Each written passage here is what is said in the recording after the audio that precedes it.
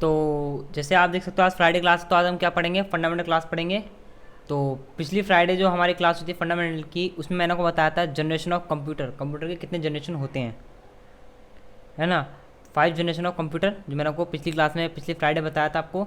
और इस फ्राइडे हम पढ़ेंगे टाइप्स ऑफ कंप्यूटर, हमारे कितने प्रकार के कंप्यूटर होते हैं, जो है इस्तेमाल कर रहे हो वो कौन सा कंप्यूटर है, और इससे पहले भी कौन कौन से कंप्यूटर अभी अवेलेबल है और वो कहाँ का यूज़ हो रहे हैं, उनके बारे में हम जानेंगे, और उनका वर्क क्या क्या है ये भी हम आज जानेंगे।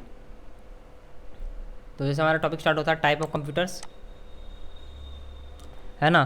तो यहाँ पे आपको दिखा रहा है how many types of computer, हमारे कितने तरीके के कंप्यूटर होते हैं। There are 3 types of computer, हमारे 3 प्रकार के कंप्यूटर होते हैं, है ना। उसमें से पहला आपका एनालॉग कंप्यूटर, सेकंड है आपका डिजिटल कंप्यूटर, थर्ड है आपका हाइब्रिड कंप्यूटर, है ना। पहला आपका एनालॉग कंप्यूटर, सेकंड है डिजिटल कंप्यूटर, थर्ड है आपका हाइब्रिड कंप्यूटर। तो ये हमारे 3 तरह के कंप्यूटर है जो अभी अवेलेबल है। और अब हम यहाँ पढ़ेंगे कि एनालॉग कंप्यूटर क्या होता है, डिजिटल कंप्यूटर क्या होता है, और हाइब्रिड कंप्यूटर हमारा क्या होता है। तो पहला हमारा क्या एनालॉग कंप्यूटर, तो हम एनालॉग कंप्यूटर के बारे में जानते हैं। एनालॉग कंप्यूटर आखिर क्या होता है। The computer which can measure changes in the continuously physical and electrical states such as the pressure, temperature, voltage, length etc. is called analog computer। जो भी कंप्यूटर मेज़र करता है, मेज़र करके उसमें बदलाव होता है, मेज़र करने का उसमें बदलाव होता है इन कंटिन्यूसली फिजिकली, वो लगातार बदलाव होता रहता है आपका, है ना। फिजिकली हो चाहे इलेक्ट्रिक स्टेट में हो, सच है जैसे कि प्रेशर, है ना, टेम्परेचर, वोल्टेज, लेंथ एक्सेट्रा। जैसे कि कभी भी किसी का प्रेशर नाप रहे हो तो उसमें मेजर करो ना, प्रेशर मेजर करोगे उसमें कितना प्रेशर है कितना नहीं है। टेम्परेचर आप चेक करते हो कितना टेम्परेचर गया है, मेजर करते हो ना। वो टेम्परेचर आपका ऊपर नीचे होता रहता नहीं होता, है ना। कंटिन्यूसली आपका ऊपर नीचे होता रहता है टेम्परेचर, कभी ज़्यादा है कभी कम है। वोल्टेज भी आपको सेम ऐसे होता है, कभी वोल्टेज हाई वोल्टेज है कभी लो वोल्टेज है। लेंथ भी सेम ऐसी होती है। तो वो उन सब चीज़ों को जो नाप सके उसे कहते हैं एनालॉग कंप्यूटर।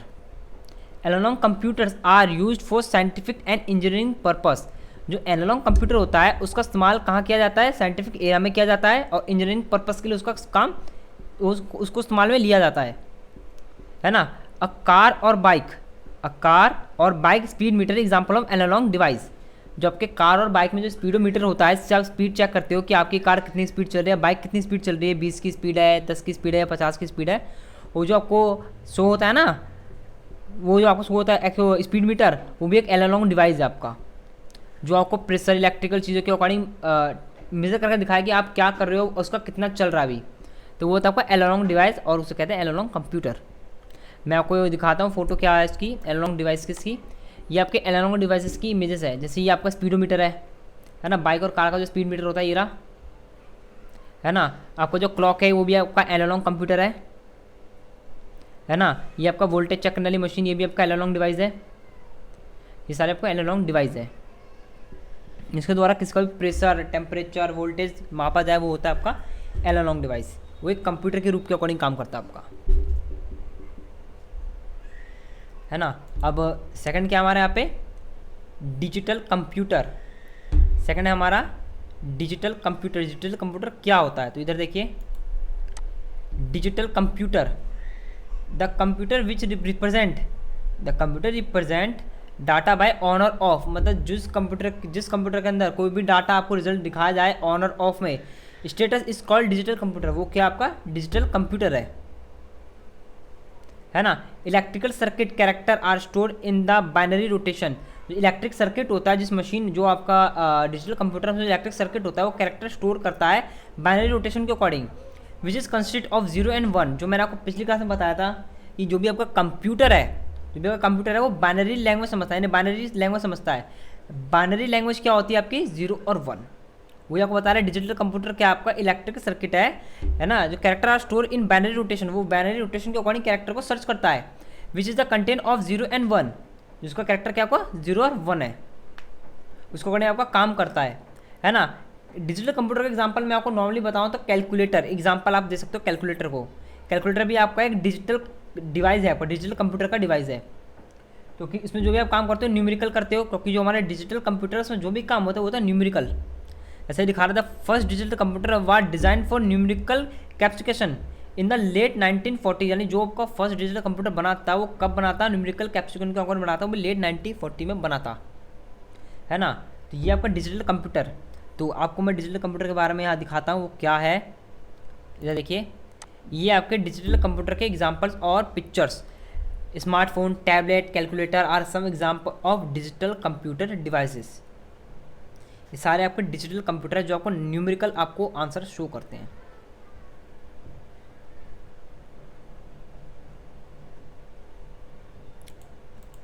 अब आते हैं थर्ड पे, वो है आपका हाइब्रिड कंप्यूटर। हाइब्रिड का मतलब क्या होता है, जिसमें हर चीज़ का मिश्रण हो। हाइब्रिड जिसमें हर चीज़ का मिश्रण हो। तो यहाँ पे देखिए हाइब्रिड कंप्यूटर के बारे में पढ़ते हैं। हाइब्रिड कंप्यूटर क्या होता है, the combination effect of analog and digital computer is known as hybrid computer. यानी कि वो कॉम्बिनेशन होता है आपका एनालॉग और डिजिटल कंप्यूटर का, उसे कहते हैं हम हाइब्रिड कंप्यूटर।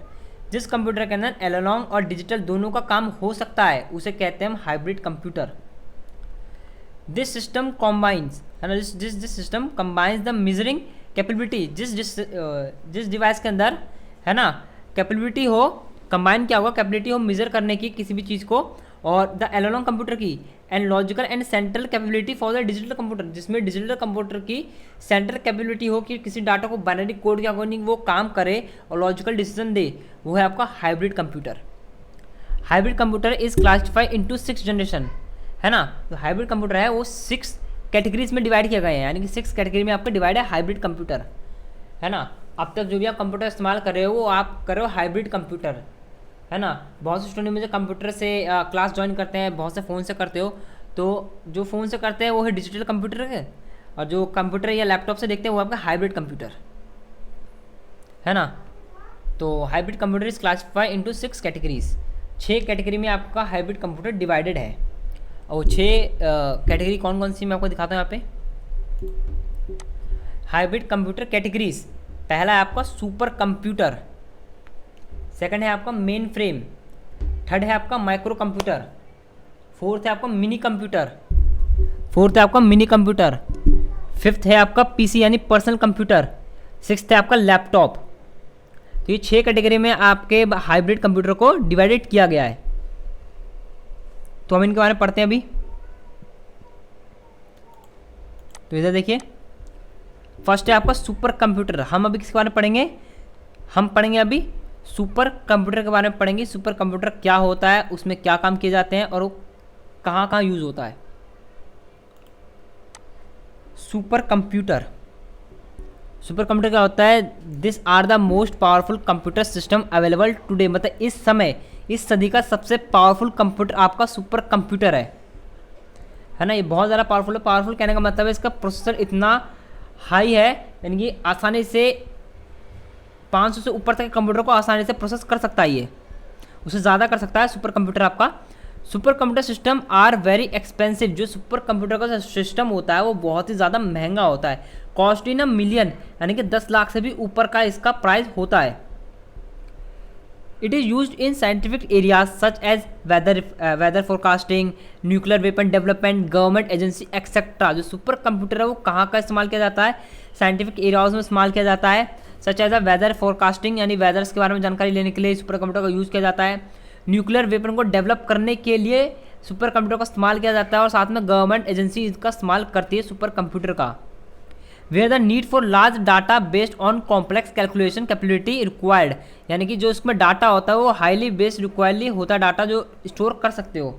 इसका डाटा इतना देखो, इसमें डाटा स्टोर करने के अलग अलग प्रोसेस होते हैं, है ना। उसके बारे में बता रहा है, आप अलग अलग तरह से डाटा इसमें प्रोसेस कर सकते हो, काम करवा सकते हो। ये आपका सुपर कंप्यूटर। तो मैं आपको सुपर कंप्यूटर की इमेज दिखाता हूँ, सुपर कंप्यूटर आपका कैसा होता है। देखिए, ये आपके सुपर कंप्यूटर के प्रोसेसर्स, मॉनिटर तो कोई भी लगा लेते, मॉनिटर की कोई दिक्कत नहीं है। ये आपके प्रोसेसर सारे, ये सुपर कंप्यूटर के प्रोसेसर।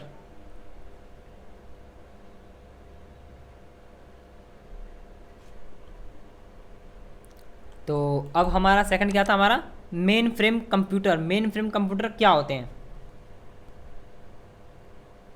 Main frame computer. अब यहाँ पे आते हैं, मेन फ्रेम के बारे में जानते हैं। Main frame computer, second computer हमारा main frame computer. A main frame computer can process large amount of data at very high speed. ये बता रहा है मेन फ्रेम कंप्यूटर क्या करता है, can process large amount data, मतलब बहुत बड़े अमाउंट का डाटा को ये प्रोसेस कर सकता है, वो भी वेरी हाई स्पीड, वो बहुत ही ज़्यादा तेज़ी से। स्पीड्स 10 मिलियन इंस्ट्रक्शन सेकेंड, यानी कि ये 10 मिलियन इंस्ट्रक्शन को एक साथ एक सेकंड में 10 मिलियन इंस्ट्रक्शन को ये रिस्पॉन्स कर सकता है, उसके अकॉर्डिंग रिजल्ट प्रोवाइड कर सकता है आपको। ये एक सेकंड में 10 मिलियन तक के इंस्ट्रक्शन को प्रोसेस कर सकता है ये। जैसे कि अभी आप जो कंप्यूटर इस्तेमाल करो उसमें क्या एक बार में एक इंस्ट्रक्शन ऐड करते हो, तो मेन फ्रेम कंप्यूटर में क्या होते हैं, एक से ज़्यादा कंप्यूटर अटैच्ड होते हैं, तो उन हर कंप्यूटर में अलग अलग इंस्ट्रक्शन एक साथ दिए जाए, एक ही वक्त पे दिया जाए अलग अलग इंस्ट्रक्शन, तो इन सबको प्रोसेस करके एक सेकंड के अंदर उसका आंसर दे सकता है ये। इतना फास्ट काम करता है आपका main frame computer. And support many input output and exclusive storage, यानी कि बहुत ज़्यादा इनपुट और आउटपुट डिवाइस में कनेक्ट किए जाते हैं। Main frame computer can main frame computer has multi user facility and remote job entry station, यानी कि जो मेन फ्रेम कंप्यूटर होता है इसमें मल्टी यूज़र फैसिलिटी होती है कि एक से ज़्यादा यूज़र इसमें बैठ के काम कर सकते हैं, और रिमोट कंट्रोल ये ऑटोमेटिकली काम करने वाला एक कंप्यूटर होता है, उसमें ऑटोमेटिकली काम किया जा सकता है ना। It is cost very high, इसकी कॉस्ट बहुत ज़्यादा है। It is used in railway, it is use for airway reservation and railway reservation. इसका इस्तेमाल किया जाता है एयरपोर्ट और रेलवे स्टेशन में किया जाता है, क्योंकि आप देख सकते हो कि आप जब भी कोई टिकट बुक करते हो IRCTC से, तो डेली टिकट्स बुक होती है, डेली टिकट कैंसिल्स होते हैं, उन सबको तो प्रोसेस करना पड़ता है ना, कभी डाटा इधर से उधर हो जाए, अब एक पर्सन तो संभाल नहीं सकता, इसलिए मेन फ्रेम कंप्यूटर का वहाँ इस्तेमाल किया जाता है कि डाटा प्रोसेस आसानी से हो सके और ईजिली तरीके से हो सके। आप जानते हैं कि एक सेकंड में 10 मिलियन से भी ज़्यादा लोग वहाँ पे, मतलब मिलियंस के अकॉर्डिंग लोग टिकट बुक करते हैं, मिलियंस के अंदर लोग टिकट कैंसिल भी करते हैं। तो डाटा प्रोसेस होना चाहिए ना कि इसको एक्टिवेट किया उसको कैंसिल किया, तो उसलिए संभालने के लिए चाहिए तो मेन फ्रेम कंप्यूटर जैसे पावरफुल कंप्यूटर। ये इनके एग्जांपल आपको दिखाता हूँ, ये आपके मेन फ्रेम कंप्यूटर के एग्जांपल, ये सारे प्रोसेसर हैं आपके।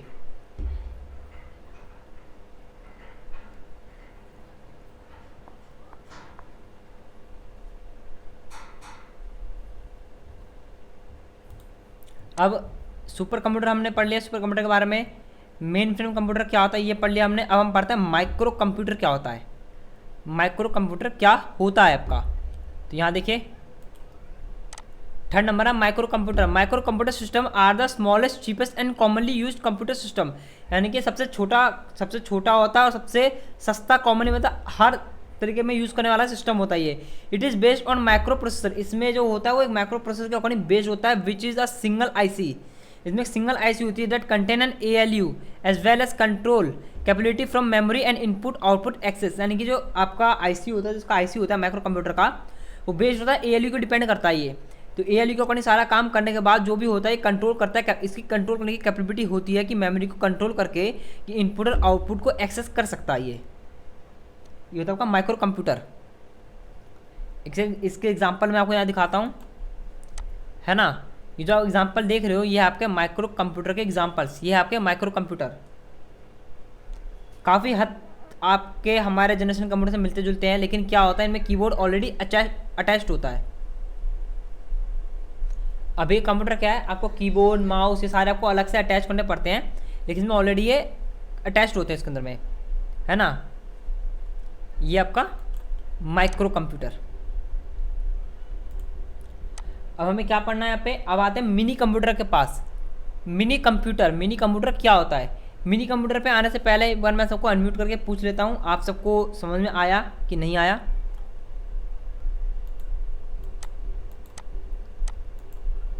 मैंने यहाँ पे आप सबको अनम्यूट कर दिया। आप सब बताइए अभी तक मैंने जहाँ तक आपको पढ़ाया है माइक्रो कंप्यूटर तक, एलोलॉन्ग कंप्यूटर स्टार्ट करके, आप सबको समझ में आया।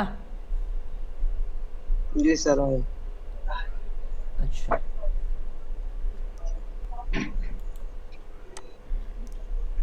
बाकियों को समझ में नहीं आया, बाकियों ने अपने आप को अनम्यूट नहीं किया। Yes sir. जी सर। अच्छा यस सर, ठीक है। एक बार मैं फिर दोबारा म्यूट करके आगे हम टॉपिक कंटिन्यू करते हैं अपना। हमारा क्या टॉपिक चला था भाई, मिनी कंप्यूटर के बारे में पढ़ रहे थे। क्या पढ़ रहे थे, मिनी कंप्यूटर। तो इधर देखिए mini computer system are the same types of capability than main frame computer. जो मिनी कंप्यूटर होता है इसकी capability same main frame computer जैसी होती है ना, but it is has smaller primary memory and less powerful than main frame system, यानी कि इसमें कम आपकी कैसे स्मॉल होती है इसकी प्राइमरी मेमोरी और बहुत ही कम पावरफुल होता है मेन फ्रेम के मुकाबले। मतलब उतना काम नहीं कर सकता जितना आपका मेन फ्रेम कर सकता है, लेकिन हाँ ये मेन फ्रेम जैसे ही बिल्कुल सेम होता है आपका। It is also cheaper than main frame, ये मेन फ्रेम से काफ़ी सस्ता आपका कंप्यूटर होता है ये, है ना। तो मेन फ्रेम कंप्यूटर दिखाता मिनी कंप्यूटर कैसे होता है आपके, ये आपके मिनी कंप्यूटर आप देख सकते हो। इसके अंदर CD भी अटैचेबल हो सकती है, ये 360 डिग्री रोटेट कर सकता है, 180 डिग्री भी रोटेट कर सकता है। यहाँ पे देखते हो, यहाँ पे आपको पेन दिख रहा होगा यहाँ पे, है ना। अब इसका इस्तेमाल भी यहाँ से क्लिक करके ड्राइंग व्राइंग क्रिएट कर सकते हो। ये आपके मिनी कंप्यूटर देख रहे हो, सेम मेन फ्रेम जैसा होता है, बस फ़र्क ये है कि मेन फ्रेम से थोड़ा सस्ता होता है और थोड़ा कम पावरफुल होता है और इसकी रैम और प्राइमरी मेमोरी बहुत ज़्यादा छोटी होती है, लेकिन काम करने में मेन फ्रेम जैसे ही होता है, बस थोड़ा कम उसके अकॉर्डिंग मुकाबले काम कर पाता है ये। अब आते हैं पर्सनल कंप्यूटर। पर्सनल कंप्यूटर के बारे में आप सबने सुना होगा, है ना। पर्सनल कंप्यूटर क्या होता है, अब हम इसके बारे में पढ़ते हैं। पर्सनल कंप्यूटर क्या होता है हमारा। पर्सनल कंप्यूटर इज PC, जिसे हम PC कहते हैं, उसकी फुल फॉर्म होती है personal computer is basically micro computer. ये पूरा माइक्रो कंप्यूटर की तरह होता है, which provide the wide range of capability and can be used as stand alone system. यानी कि जो इसकी कैपेबिलिटी होती है बिल्कुल माइक्रो कंप्यूटर जैसा होता है, लेकिन प्रोवाइड करता है वाइड एंगल, है ना। वाइड रेंज ऑफ कैपेबिलिटी, उसकी वाइड रेंज होती है, यानी कि जो स्क्रीन होती है उसकी बहुत बड़ी होती है उसके मुकाबले, है ना। Capability than can use in a stand alone system. बाकी कंप्यूटर क्या अलग अलग जगह पे पोजीशन चेंज कर सकते, लेकिन जो ये पर्सनल कंप्यूटर होता है उसकी पोजीशन चेंज नहीं कर पाते बार बार, क्योंकि ये स्टैंड एलोन यानी कि अकेले स्टैंड पे खड़े रहने वाला सिस्टम है ये। बाकी जितने मैंने आपको कंप्यूटर दिखाया है कहीं भी आप चेंज कर सकते हो, जैसे माइक्रो कंप्यूटर हुआ या मिनी कंप्यूटर हुआ, कहीं भी उसे रख सकते हो आराम से। लेकिन ये क्या आपको एक जगह पे स्टैंड रखने वाला सिस्टम होता है, जिसको आप एक जगह पे रख सकते हो सिर्फ, है ना। They have become very popular due, ये आपको बहुत पॉपुलर है, बहुत ज़्यादा फेमस है, due to the their low price, अपने कम प्राइस के चलते ये बहुत ज़्यादा पॉपुलर है। विच इज़ विद इन, है ना, which is with in the reach of a large segment of education population. ये ज़्यादातर इस्तेमाल कहाँ किया जाता है, एजुकेशन पॉपुलेशन वाले जो एजुकेटेड होते पर्सन, वहाँ इस्तेमाल किया जाता है। It is the most of the development country, ये डेवलप कंट्री में इस्तेमाल किया जाता है, जो एजुकेटेड पर्सन होते हैं वही इसका इस्तेमाल करते हैं पर्सनल कंप्यूटर ज़्यादातर।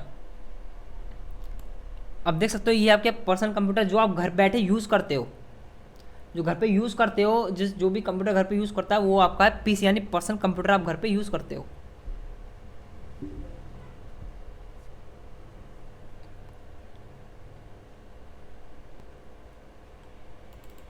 अब लास्ट क्या होता है हमारा, लैपटॉप। लैपटॉप का तो आपको पता ही होगा लैपटॉप क्या होता है, फिर मैं आपको यहाँ बता देता हूँ।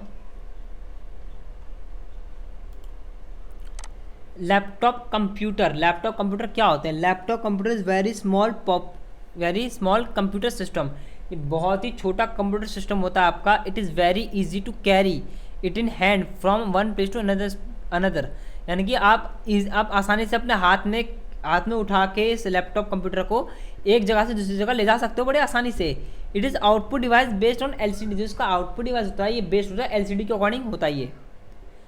Laptop computer is used by businessman, इसको यूज़ कौन करता है, लैपटॉप को बिजनेसमैन यूज़ करते हैं। From keeping record of their large business transaction, अपने बड़े से बड़े बिजनेस ट्रांजेक्शन का इसमें डाटा रिकॉर्ड करके रखते हैं।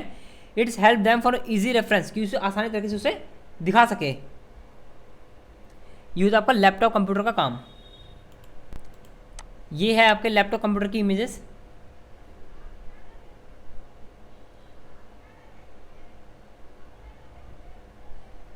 ओके। तो ये है आपका प्रोसेस आपका प्रॉपर। तो ये हमारे टाइप्स ऑफ कंप्यूटर, कितने प्रकार के कंप्यूटर होते हैं मैंने आपको बताया, 3 प्रकार के कंप्यूटर होते हैं, एनालॉग कंप्यूटर, डिजिटल कंप्यूटर और हाइब्रिड कंप्यूटर। और हाइब्रिड कंप्यूटर के भी 6 पार्ट होते हैं हमारे, मतलब 6 कैटेगरी में डिवाइडेड है वो, है ना। Super computer, main frame computer, micro computer, mini computer, personal computer और लैपटॉप कंप्यूटर, याद रखिएगा। तो मैं आपको यहाँ पे अनम्यूट करके पूछ लेता हूँ, आप सबको समझ में आया नहीं आया, आप सबको समझ में आ गया? Yes sir.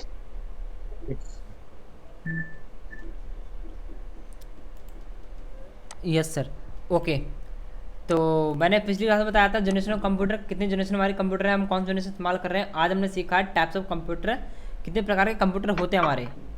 अभी और भी ज़्यादा पावरफुल, अभी और भी ज़्यादा क्या कहते हैं, डेवलप किए जा रहे हैं कंप्यूटर को, उनकी पावर्स को और ज़्यादा बढ़ाया जा रहा है कि और इसी तरह काम कर सके।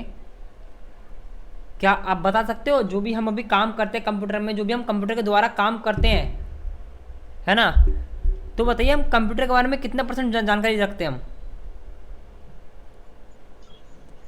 100%, 100% में से हम अभी कितने परसेंट कंप्यूटर के बारे में जानते हैं अच्छी तरह से? सर 25-20 ऐसे ही कुछ। कोई बताएगा? और सर 5%। 5%? Yes sir. कन्फर्म है? यस सर, उससे ज्यादा नहीं आता। देखिए बिल्कुल सही है, क्योंकि इससे पिछली बार आज से मैंने कम से मान लीजिए कह सकते हो 2-3 साल पहले जब मैंने इस बारे में पढ़ा था अच्छी तरह से, तो किताब में लिखा था कि 3% नॉलेज हम जानते हैं कंप्यूटर के बारे में। अब 4-5% बढ़ गया होगा, अब मुझे इतना पता नहीं, मैंने देखा नहीं अब ज़्यादातर इसको। जहाँ तक मैंने उसमें पढ़ा था 3% जानकारी हम रखते हैं कंप्यूटर के बारे में, सी ओनली फॉर 3%। 100% में से 3% हमें जानकारी कंप्यूटर की अब तक, है ना।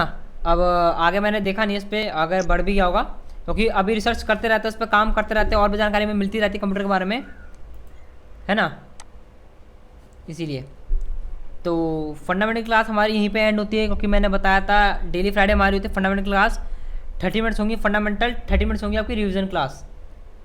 तो आप बताइए, मैं आपकी रिवीजन करवाऊँ या फिर आपको कुछ नया टॉपिक पढ़ाऊँ आगे? Sir internet. देखिए इंटरनेट तो आज स्टार्ट नहीं होगा, इंटरनेट आपका स्टार्ट होगा मंडे को, तो मंडे तक आप थोड़ा वेट कीजिए, है ना। फ्राइडे क्लास को मैं नया टॉपिक कहने का मतलब है कुछ अलग सी चीज़ आपको बताऊं। ठीक है सर, बताइए।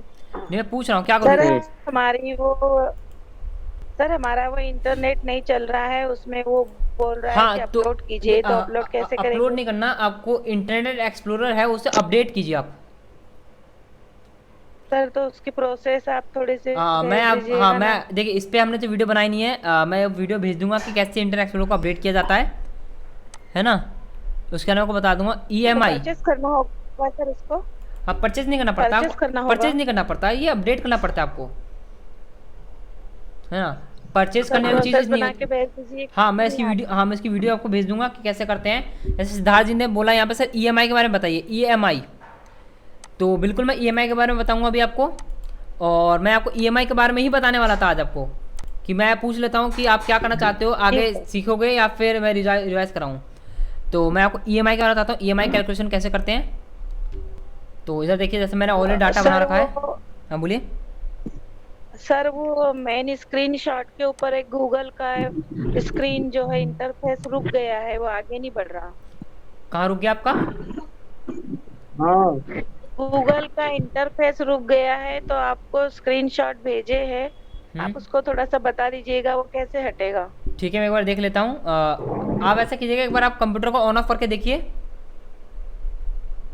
सर कर लिया, 3-4 बार कर लिया, आपको भेजा है, थोड़ा देख लीजिए ना सर अभी खोल के। अच्छा चलिए मैं देख लेता हूँ।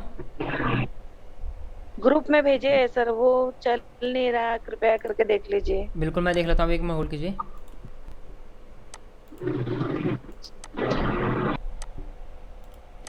ये आपको स्क्रीन शेयर हो रही होगी यहाँ पे, और मैंने सिर्फ आपको अनम्यूट कर दिया सुनीता जी। मैंने आपको अनम्यूट कर दिया, सेम ऐसी ये या आके रुक जाना ना आपको ऐसे। जी आगे नहीं बढ़ रहा हूँ। आगे नहीं बढ़ रहा, आप यहाँ पे कुछ टाइप कर रहे हो? जी कर रही हूँ, पर वो ये वाला स्क्रीन यही की यही रुकी हुई है। तो इंटरनेट कनेक्ट नहीं होगा आपका। देखिए यहाँ पे आपको दिखा भी रहा है कुछ ऑप्शन, शायद से मुझे यहाँ पे क्लियर नहीं दिख रहा है यहाँ पे क्या लिखा हुआ है ना। इंटरनेट कनेक्ट नहीं होगा इसलिए आगे प्रोसेस नहीं हो रहा इंटरनेट है। फिर भी इसके आगे ना सर, फिर इंटरनेट इसके 3 महीने का डला। अच्छा इसके बाद भी आगे नहीं बढ़ रहा ये? नहीं सर। अच्छा ऐसा तो होना नहीं चाहिए बिल्कुल भी। चलिए कोई बात नहीं, इसकी प्रॉब्लम मैं इसको सॉल्व करके भेज देता हूँ, है ना, कि क्या है क्या नहीं है, सॉल्व करके भेज दूंगा आपको। हाँ ये तो देखिए, एक तो इंटरनेट एक्सप्लोरर आपको एंड है, ये देखा ना, support of the older version internet explorer and, मतलब जो पुराना वर्जन है वो खत्म हो गया, आपको इसके लिए नया वर्जन डाउनलोड करना पड़ेगा, तभी आप काम कर सकते हो। जो इंटरनेट एक्सप्लोरर है ना, इंटरनेट एक्सप्लोरर ये आपकी विंडो का होता है, ये खुद माइक्रोसॉफ्ट का होता है। जो भी आप माइक्रोसॉफ्ट के सॉफ्टवेयर से जो भी काम जी। करोगे, अगर इंटरनेट से जो भी जानकारी निकालनी है तो इंटरनेट एक्सप्लोरर के द्वारा ही निकलती है। ओके, तो याद रखना इंटरनेट एक्सप्लोरर तो आपका प्रोसेस नहीं पता है सर। हाँ, तो मैं आपको इसकी वीडियो भेज दूंगा कैसे उसको अपडेट करना है। आप आसानी से इसे अपडेट कर सकते हो, जी सर। है ना। जी सर, थैंक यू, भेज दीजिएगा। बिल्कुल भेज दूंगा। तो यहाँ पर रुफी जी को मैंने अनम्यूट कर दिया है। हाँ बोलिए, आपने राइजन किया था, मैंने आपको अनम्यूट कर दिया। जो वीडियो भेजे थे उसका सॉल्यूशन देखिए बता दीजिएगा। सॉल्यूशन पता क्या, मैंने आपसे फाइल इसलिए मांगी थी रुफी जी, क्योंकि मैं आपको फाइल दिखा भी सकता हूँ आपकी आपकी क्या मिस्टेक थी। आपने जो काम किया था ना उस पर, हाँ, आपने जो काम किया था, आपने टेबल को वहां से इरेज किया था। बिल्कुल सही कहा मैंने, है ना। आपको टेबल को इरेज नहीं करना था, आपको टेबल वहां से प्रॉपर डिलीट करना था वहां से। मैं जैसे आपकी फाइल यहाँ पे ऑलरेडी डाउनलोडेड होगी तो मैं निकालता हूँ एक बार फाइल की यहाँ पे। जैसे यहाँ पे डाउनलोड्स पे फाइल्स होगी यहाँ पे, मैंने कहीं ना कहीं आपकी फ़ाइल को सेव किया था। चलो कोई बात नहीं, इंटरनेट से हम यहाँ से, दो बार दिखाई भेजे हैं। हाँ मैंने आपसे इसलिए कहा था कि आप वहाँ पे ना मुझे भेज दीजिए। हाँ, जो भेजे हैं 2 बार भेजे। हाँ मैंने देखा, फिर आपका ये रहा, आपका है ना परफॉर्मेंस इनवॉइस। मैं आपको दिक्कत भी दिखाता हूँ, बाकी सबको दिक्कत भी शो हो जाएगी आप सबको। मैं यहाँ पे सबको स्क्रीन शेयर कर देता हूँ यहाँ पे। देखिए रुफी जी, ये यहाँ पे मैंने करा अनेबल टू एडिटिंग, ये आपका काम है। और आपने क्या करा है, देखो मैं ये लाइन देखते ही समझ गया कि आपने यहाँ से किया इसे इरेज। आपने किया यहाँ से इसे इरेज किया हुआ, यहाँ से डिज़ाइन में जाके आपने इरेज, आपने लेआउट में जाकर आपने इरेज टूल का इस्तेमाल किया है। तो आपने लाइन इरेज किया है, प्रिंट में तो लाइन नहीं आएगी, लेकिन आप तो काम टेबल पे करो अभी भी।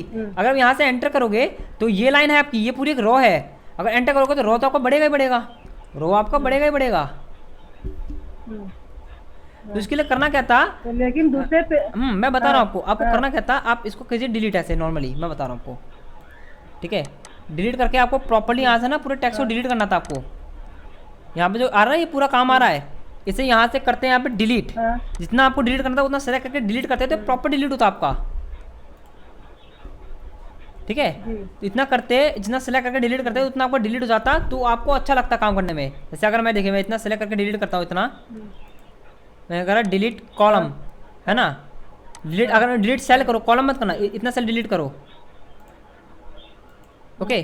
तो सेल डिलीट हो जाते और ये ऐसे आ रहा था उसको, तो इसको हम लेफ्ट राइट के ऊपर शिफ्ट कर देते तो हमें दिक्कत नहीं आती काम करने में। जैसे अगर देखिए मैं यहाँ पे इसको शिफ्ट कर रहा हूँ आपके सामने, है ना। इन तीनों को सेलेक्ट करके यहाँ पे करेंगे शिफ्ट राइट के अकॉर्डिंग, हो रहा है ना शिफ्ट।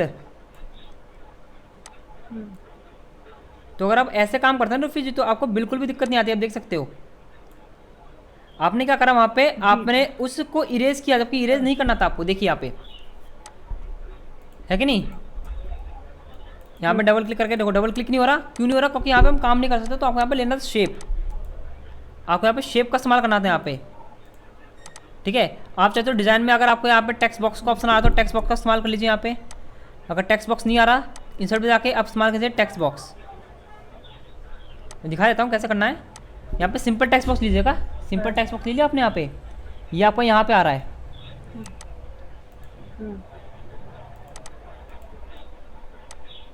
ये लीजिए, एक बार होल्ड कीजिए इसको। सिंपल टेक्स्ट बॉक्स से बढ़िया हम यहाँ पे क्रिएट ही कर लेंगे, क्योंकि यहाँ पे क्लिक हो रखा है ना, इसलिए यहाँ पे क्लिक नहीं है, इसलिए वो यहाँ पे काम नहीं करेगा आपका। मैं इंसर्ट पे जाता हूँ, कोई भी एक शेप मैंने क्लिक कर लिया यहाँ पे, नॉर्मली एक शेप क्रिएट किया, फॉर्मेट पे गया, यहाँ पे बनाया मैंने टेक्स्ट बॉक्स।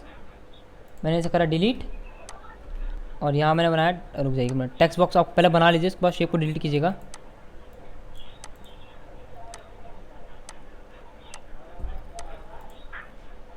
फॉर्मेट पे टेक्स्ट बॉक्स,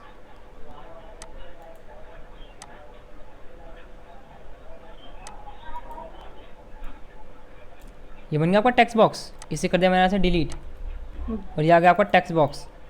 और आपको जो भी लिखना है अब आप इस पर लिखिए, और कोई दिक्कत की बात नहीं है। देखिए यहाँ पे एंटर हो रहा था, यहाँ पे कोई फ़र्क हो रहा है आपका नहीं। तो ये आपको टेक्स्ट बॉक्स के अकॉर्डिंग काम करना था। बाद में हम इसकी आउटलाइन को कर देंगे रिमूव, इस पर क्लिक करके शेप की आउटलाइन पे जाकर कर दे नो आउटलाइंस। तो ये आपको डिलीट नहीं करना है, आपको नॉर्मली टेक्स्ट बॉक्स को आपको काम करना है। ओके ओके समझ गया। तो अब मैं क्या बताना है आपको, ईएमआई के बारे में बताता हूँ। ईएमआई तो यहाँ देखिए, जैसे कि मैंने ऑलरेडी फाइल बना रखी है, यहाँ पे मैंने ईएमआई पे क्लिक किया।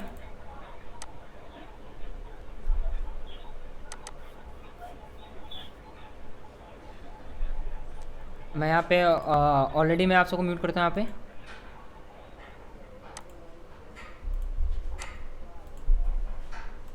थोड़ा वेट कर लेते हैं, थोड़ा प्रोसेस ले रहा है ओपन होने में हमारा। तो ये हमारी फाइल है, ये हो गई हमारी ओपन ईएमआई वाली। तो अब हम यहाँ पढ़ेंगे कि किसी भी चीज़ का अगर हमें ईएमआई कैलकुलेशन करना हो तो उसको हम कैसे करेंगे। तो ये हम देख लेते हैं, जैसे कि मैं आपको यहाँ बता देता हूँ। ईएमआई का जो फॉर्मूला होता है वो लगता है आपको पीएमटी से, जैसे आप फाइनेंस कहते हो अलग से। तो यहाँ पे क्वेश्चन देख लेते हैं हम, क्या है हमारा लोन अमाउंट, आपने कितना लोन लिया है। यहाँ पे मैंने आपको लिख दिया प्राइस कितना है, 2 लाख। मैंने 2 लाख रुपए का लिया loan. Interest rate by per year, per year है पी वाई यानी per year. Interest rate by per year, आपके हर साल इंटरेस्ट कितना जाएगा, 2 लाख का 5% जाएगा। ठीक है, ये हमने बैंक से लोन लिया है तो आपका हर 5 साल में हर साल में कितना जाएगा, आपका 5% जाएगा। लोन पीरियड, लोन का पीरियड क्या है, इन ईयर 5 ईयर्स का हमारा पीरियड है, यानी कि हमने 5 साल के लिए 2 लाख रुपए लोन पे लिए बैंक से और हर साल हमें 5% इंटरेस्ट उसका पे करना है बैंक को। तो फिर हमें ये पता लगाना है कि मंथली इंस्टॉलमेंट कितनी हुई, फिर हमें मंथली कितना पे करना पड़ेगा बैंक को। फिर हमें मंथली कितना पे करना पड़ेगा बैंक को। तो इसके लिए हम क्या करेंगे, यहाँ पे देखिए, है ना। तो ये तो समझ में आ गया। देखो इंटरेस्ट आज की डेट में आप सबको तो पता ही इंटरेस्ट क्या होता है ना। इससे आप हिंदी में कहते हैं ब्याज, है ना।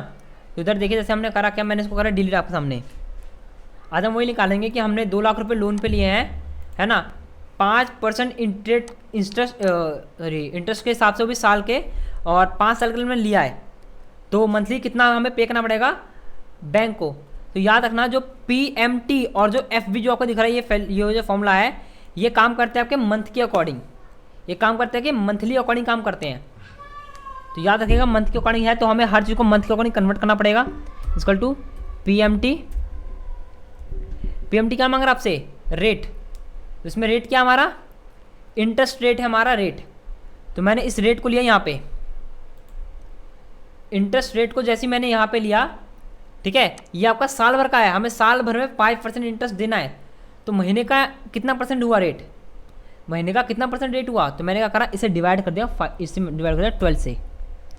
12 में से डिवाइड कर दिया तो 1 महीने का आ जाएगा ऑटोमेटिक। जो भी आंसर आएगा वो होगा 1 मंथ का, वो होगा 1 मंथ का इंटरेस्ट, कॉमा।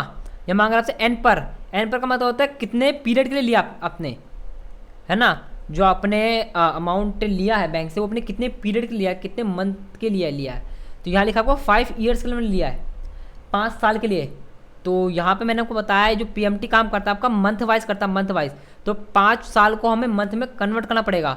तो क्या क्या मैंने इस 5 मैंने 5 लिया, अगर मैं यहाँ पे 5 लेता हूँ, हमें तो पता है हमने 5 साल के लिए लिया है, मैंने यहाँ 5 लिखा है, लेकिन पीएमटी को क्या लगेगा, हमने 5 सेलेक्ट किया था, यानी कि हमने 5 मंथ के लिए लिया है, तो गड़बड़ हो जाएगा ना। तो मैंने कहा इस 5 को मैंने इंटू कर दिया 12 से। अगर 5 को इंटू 12 से करूँगा, क्योंकि एक साल में हमारे 12 महीने होते हैं, तो 12 को 5 से इंटू का कितने हो गए हमारे 60 महीने, यानी 60 आंसर आएगा, यानी कि 60 महीने के लिए हमने लिया है, यानी कि टोटल पूरे हो गए 5 ईयर्स। मंथ में डिवाइड कर दिया, इन्हें कन्वर्ट कर दिया। अब यहाँ पूछ रहा है आपसे पीवी, यानी प्रेजेंट वैल्यू क्या आपकी, प्रेजेंट वैल्यू है हमारी 2 लाख, हमने 2 लाख रुपए लिए हैं, कॉमा। एफ बी यानी फ्यूचर वैल्यू। फ्यूचर वैल्यू का जो मतलब आपसे पूछ रहा है, इसका सीधा सीधा मतलब आपसे पूछ रहा है कि जैसे अगर कोई भी चीज़ आप फाइनेंस करवाते हो, फ़ोन हो गया, लैपटॉप हो गया, या घर के लिए washing machine, fridge, TV, finance करवाते हो आप सबके सब। तो फाइनेंस कराते वक्त आपको स्टार्टिंग में जो डाउन पेमेंट देनी पड़ती है उसे कहते हैं फ्यूचर वैल्यू, उसे कहते हैं फ्यूचर वैल्यू। 12,000 का फ़ोन आप जैसे यहाँ खरीदते हो, एक मिनट मैं यहाँ से कर देता हूँ, यहाँ पे जैसे कि आप यहाँ पे 12,000 का फ़ोन खरीदते हो, है ना। हमें क्या करना पड़ता है, हमें 35% देना पड़ता है। हर अमाउंट का हमें क्या करना है, 35% हमें स्टार्टिंग में देना पड़ता है। तो हमने इतना, उसे 12,000 का फ़ोन था, हमने पहले डाउन पेमेंट करी 4,200। तो ये वो फ्यूचर वैल्यू। अगर आपने 2 लाख लोन लेने से पहले कोई बाद में अगर स्टार्टिंग में अगर कुछ पेमेंट कर दी हो, अगर आप कोई फाइनेंस करवा रहे हो, कुछ भी करा रहे हो, अगर आपने स्टार्टिंग में कुछ पेमेंट की है तो फ्यूचर वैल्यू में हमें वो पेमेंट लेनी पड़ती है।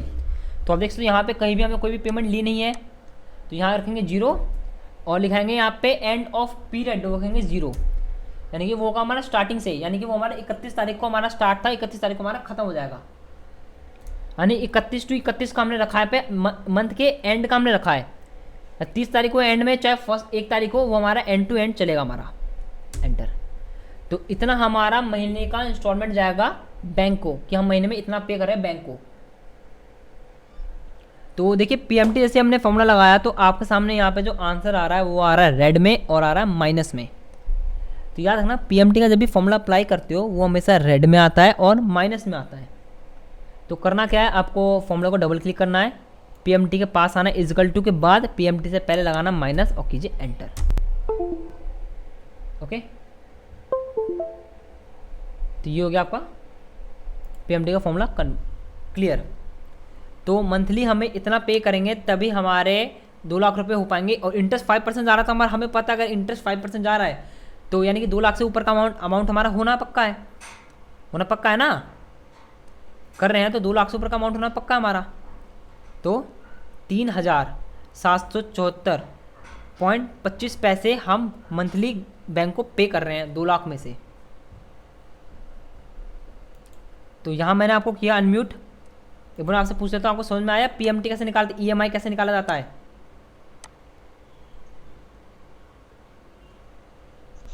ये क्या हुआ? लास्ट में जो 0 लगा है वो नहीं समझ में आया। देखिए मैं आपको दिखाता हूँ यहाँ पे 0 क्यों लगाया गया है, आप पढ़िएगा एक बार उसको, आपको मैं क्लियर करवाता हूँ। यहाँ के लिखा है 0 और 1 लिखा है। 0 लिखा है एंड ऑफ द पीरियड, 1 लिखा है बिगिनिंग ऑफ द पीरियड। यानी कि देखिए आप जब ईएमआई पे करते हो तो एक डेट फिक्स होती है, आप फर्स्ट मंथ यानी कि 1 तारीख से स्टार्ट करते हो या फिर एंड के मंथ तक आप स्टार्ट करते हो।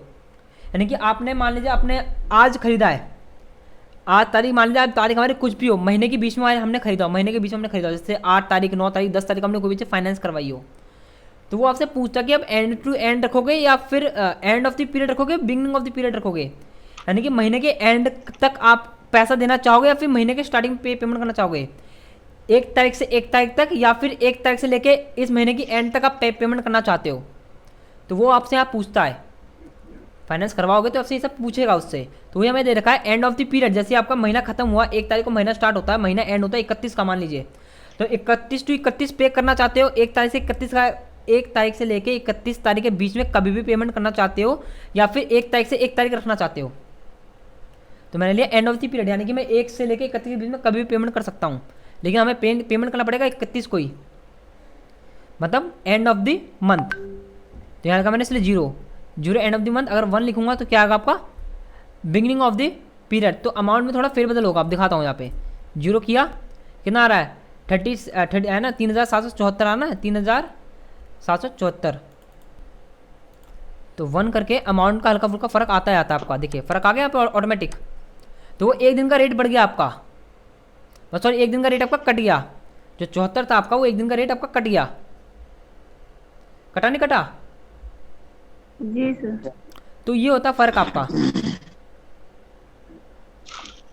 सर 4 लाख का 10% निकाल के बताइए ना। सिंपल है, आप यहाँ पे 4 लाख लिख दीजिए, यहाँ पे मैंने 4 कर दिया और यहाँ मैंने कर दिया 10%। कितने साल के लिए लिया आपने, कितने साल के लिए क्या करना है आप बताइए, कितने साल के लिए?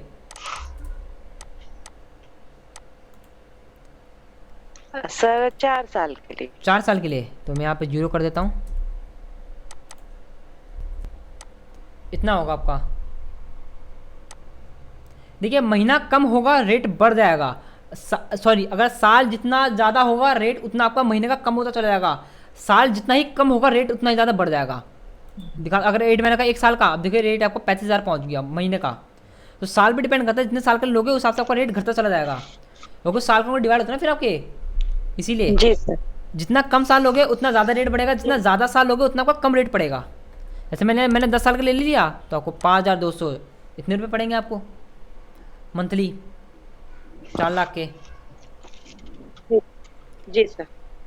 है ना। ये आपके इंटरेस्ट के साथ मिला के, अगर आप इंटरेस्ट यहाँ देखिए, मान लीजिए आपका आपने रखा इंटरेस्ट 1%,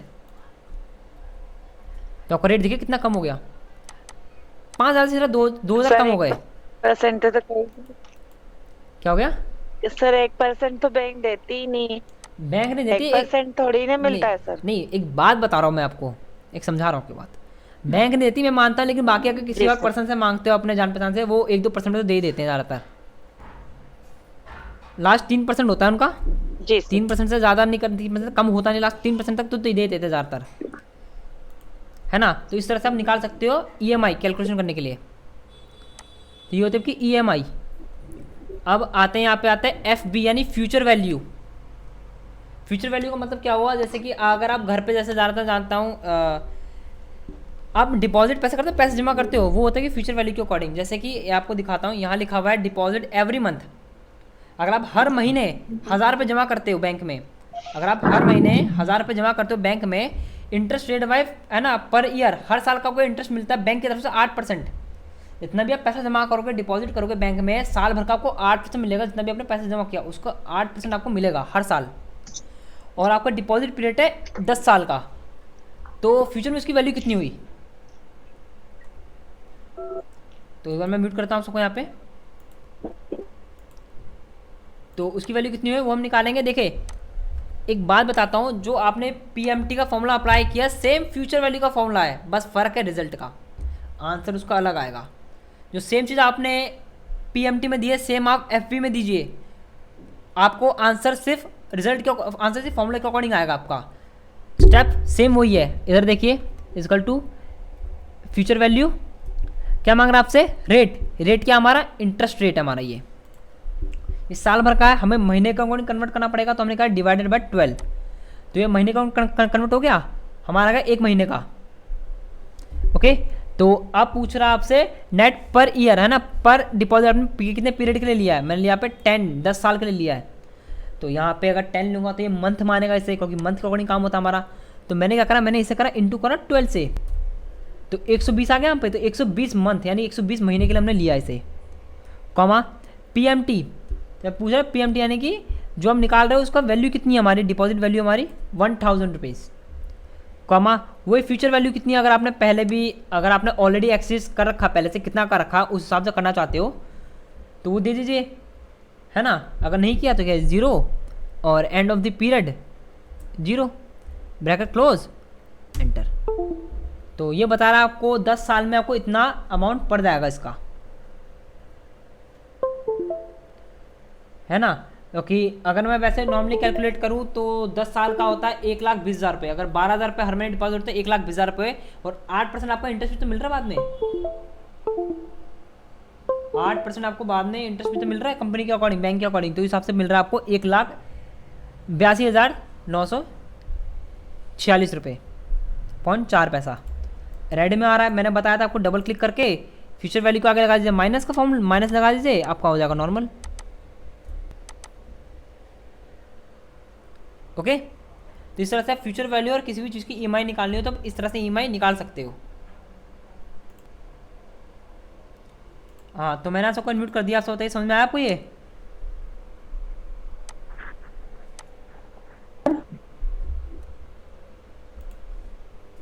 बोलिए समझ में आया आपको ये, है ना। Yes sir. हाँ, तो अब देखिए काम क्या है आपका, काम तो समझ में आ गया। अगर मैंने आपको EMI का बताया तो आपको EMI के अकॉर्डिंग काम करना है आपको। तो मैं क्या कर रहा हूँ, अगर आपको फॉर्मूले में अभी भी कोई दिक्कत आती है, अगर मान लीजिए मैं मानता हूँ अभी आपको समझ में आएगा प्रॉपर, ये आपका टेम्प्रेरी है, अगर आप घर पे करते हो तो कोई दिक्कत आएगी।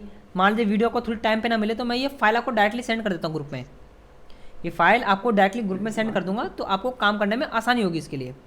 और मैं बताता हूँ, मैंने इससे पहले जितने भी PDF थे आपके सारे मैंने सेंड कर दिए, इंटरनेट तक के PDF मैंने आपको सारे सेंड कर दिए हैं।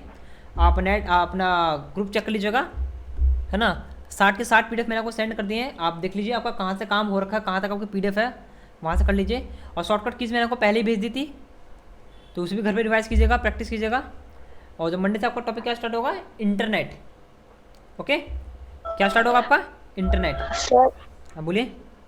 Hello sir. हाँ बोलिए, आपकी आवाज़ आ रही है। सर आप इतने पीडीएफ जो सेंड कर दे रहे हैं, हाँ तो हम अपने मोबाइल में स्टोर कैसे करें इतना?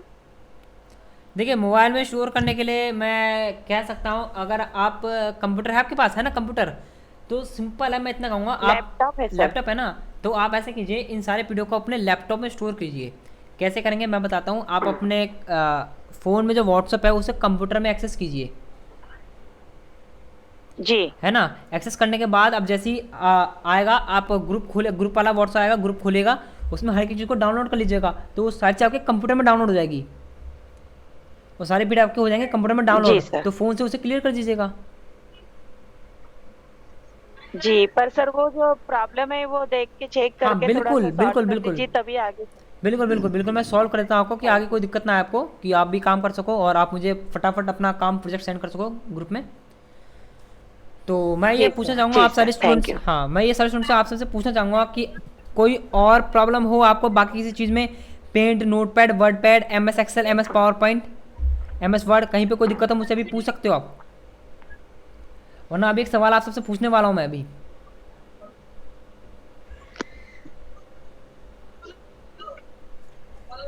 बताइए, कोई दिक्कत है आपको?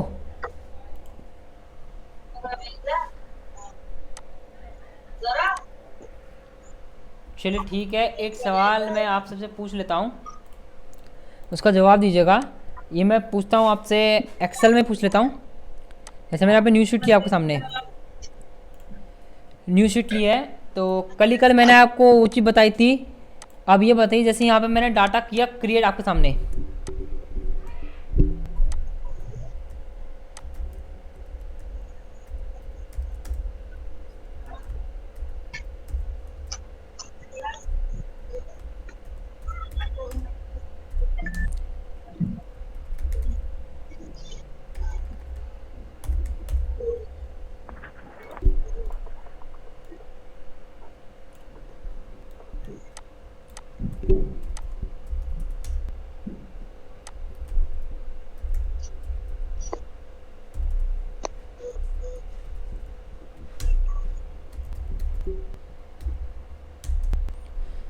जैसे कि मैंने सामने बनाया डाटा, ये मैंने क्रिएट किया आपके सामने।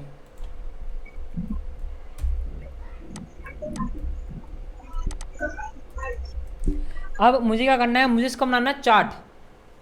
तो चार्ट बनाने की शॉर्टकट की क्या है आप बताइए।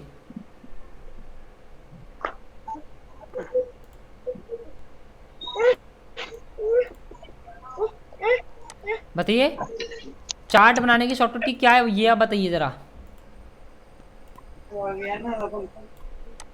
मैंने आपको कौन म्यूट कर रखा है यहाँ पे, देखिए माइक म्यूट कीजिए, जिसकी माइक से ज़्यादा आवाज़ आ रही है।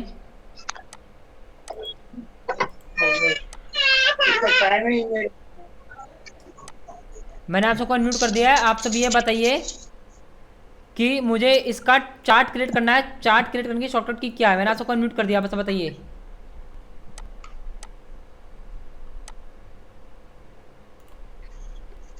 क्या वो किसी को नहीं पता? मैंने कल के टॉपिक में क्लियर करवाया था।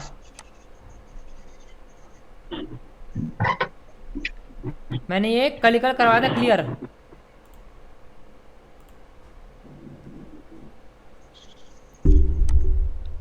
मेरी आवाज़ प्रॉपर तरीके से आपके पास पहुंच तो रही है ना?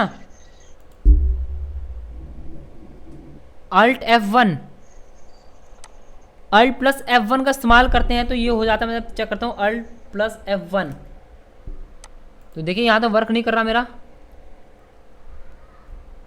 चलिए, ये तो आपने बताया, यहाँ पे चार्ट आया आपका, है ना। मैं चाहता हूँ ये नेक्स्ट शीट पे आपका चार्ट का खुद का एक यहाँ पर चार्ट का फोल्डर खुद रिनेम हो और काम करे आपका। ये तो आपने बताया कि उसी फाइल बनाने के लिए नॉर्मल है, जो हम चार्ट पे क्लिक करते हैं, सेम आपका वैसा आंसर आया, ये भी सही था आपका।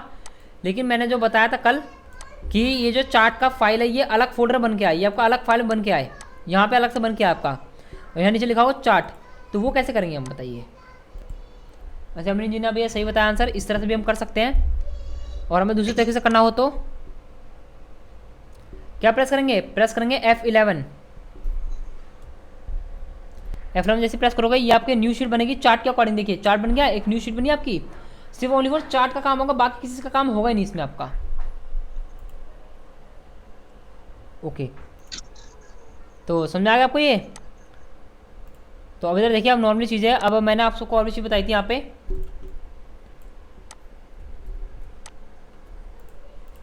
तो अब जैसे कि आपको फॉर्मूलाज के बारे में सारे पता ही हैं, फॉर्मूलाज क्या क्या काम करते हैं। तो मेरा एक सवाल है, जैसे कि मैंने यहाँ पे लिखा है 4, है ना। तो यहाँ पे देखिए मैंने लिखा है यहाँ पे 4, 5 और यहाँ लिखा मैंने 6, फिर लिखा 4, फिर लिखा 5, फिर लिखा मैंने 6, फिर यहाँ लिखा मैंने 5, है ना, फिर लिखा मैंने यहाँ पे 5। तो अब मुझे ये बताइए, मुझे इन्हें करना है काउंट। इसमें से आप बताइए इसमें कितने 5 है।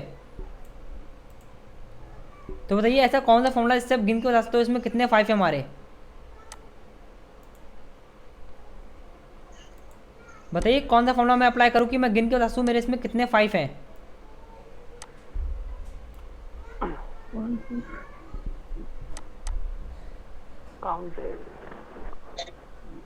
बताइए, यहाँ पे मैंने आपको ऑलरेडी अनम्यूट कर रखा है। Count if. Count if. तो चलिए आपकी बात मांगे मैं काउंट इफ लगाता हूँ, है ना। चलिए मैं प्रॉपर पूरा फॉर्मूला अपने अकॉर्डिंग लगाता हूँ, आपसे नहीं नो सर, पूछ। बोलिए बोलिए। No sir, count count count.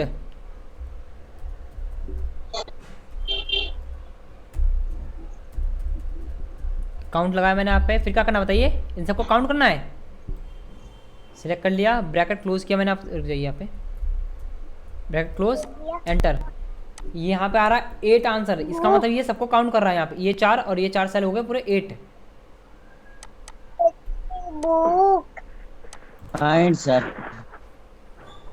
क्या करना है, फाइंड। चलिए मैं यहाँ पे फाइंड का अप्लाई करता हूँ। यहाँ पे मैंने इसको यहाँ पे रखता हूँ मैं, find equal to FIND, find. फिर बताइए क्या करना है आगे।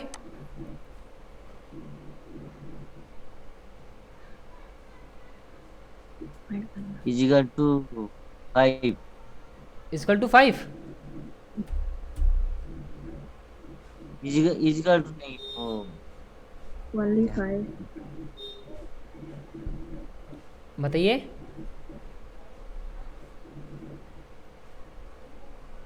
अब ये बताइए, आप सारे जो नीचे म्यूट हो, आप सारे म्यूट क्यों हो रखे हो, अनम्यूट क्यों नहीं हो रहे आप बताइए। आप सभी जवाब दीजिए। सुखचंद पुजारी दी, राम जनक जी, आपसे बताइए।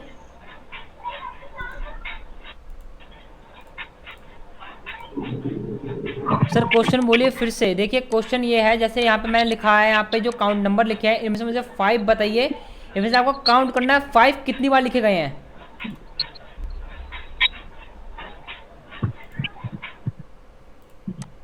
काउंट इफ लगेगा ना सर? काउंट इफ लगेगा। चलिए मैंने लगाया equal to COUNTIF, count if लगाया। फिर बताइए आगे क्या करना है। चूज क्या ये क्राइटेरिया वो करना है, तो क्या लूँ मैं पहले, सिलेक्ट करना है सबको सर। सिलेक्ट कर लिया मैंने सबको। फिर बताइए आगे। हाँ सर।